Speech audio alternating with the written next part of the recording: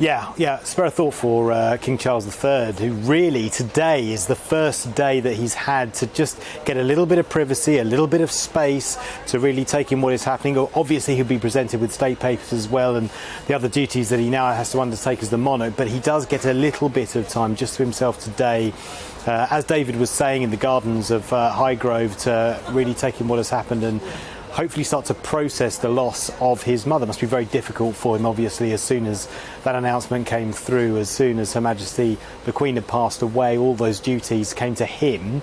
And he would have known how his mother felt when her father died. So at the moment today, he's taking a little bit of a break at Highgrove, as we've just seen those incredible pictures actually of the Earl of Wessex and the Countess walking around St Anne's Square, getting engaged in very intimate conversations with members of the public.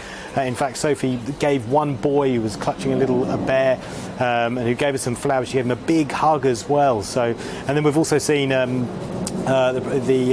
Prince and Princess of Wales as well getting engaged in conversations, long conversations with members of the crowd there. So we're waiting to see pictures at some point of the Princess Royal, Princess Anne, in Glasgow with her husband Sir Tim Lawrence. She will be meeting representatives of organisations which have the Queen as their patron, and we expect some pictures to come through of that. She'll also be viewing floral tributes, perhaps even meeting members of the public, as other members of the royal family have been doing. And then later today here in London, the King's Council, not the Queen's Council, these are senior barristers called the King's Council, will lay wreaths at the Gray's Inn Chapel. That's in the east of the city. They're going to congregate around the Old Bailey and then make that walk to the Gray's Inn Chapel. So that's what's happening in terms of the royal family and in terms of events to remember Her Majesty the Queen here in London, where there are tourists still congregating around Buckingham Palace. Also over in Green Park, they're looking at the thousands and thousands of floral tributes that are still laying in the park, and soft toys and balloons, similar to floral tributes that have been laid around the rest of the country. I took a walk from Waterloo Station this morning, up to Parliament Square, over Westminster Bridge, through Parliament Square, and then towards the Palace. Stopped to talk to a couple of officers on the way, a couple of police officers, try and get a layout of Parliament Square and which bits will be closed off to the public and which bits will be open for the state funeral on Monday. They told me they didn't know, and that in terms of getting the best view in the house, even they were hoping to be selected to be lining that route themselves. They were from Newcastle, part of the mutual aid agreement that the Metropolitan Police have with other police